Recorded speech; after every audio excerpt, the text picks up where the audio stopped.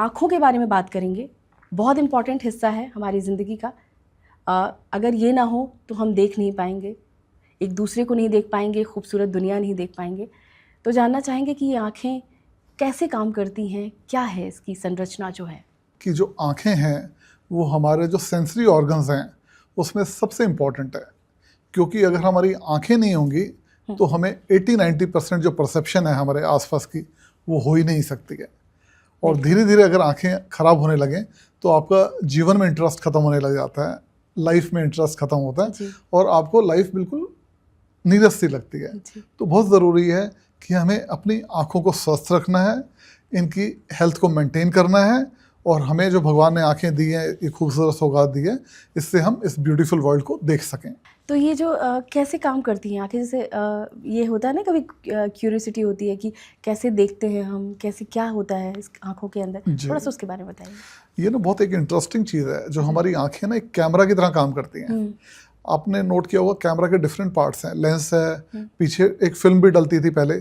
तो आँख जो है वो एक कैमरा की तरह काम करती है। फ्रंट पोर्शन में कॉर्निया होता है, बिल्कुल क्रिस्टल क्लियर जो हमें नज़र आता है। उसके पीछे आइरिस होता है जिससे हमारी आँखों का कलर नज़र आता है, किसी का ब्राउन है, किसी का ब्लैक है, किसी का ब्लू है। और इसके आइरिस में ओपनिंग होती है जिससे लाइट अंदर जाती है और ये लेंस जो लाइट जाती है लेंस के थ्रू होते हुए रेटिना पे करती है। रेटिना एक बैक पार्ट ऑफ द आई है, वहाँ पे हमारी इमेज बनती है और ऑप्टिक नर्व होती है नर्व, उसके थ्रू मैसेज ब्रेन तक जाता है। तो ये सारा जो पोर्शन है पूरा एक इंटेग्रेटेड तरीके में काम करना चाहिए, तभी हमें साफ नज़र आता है।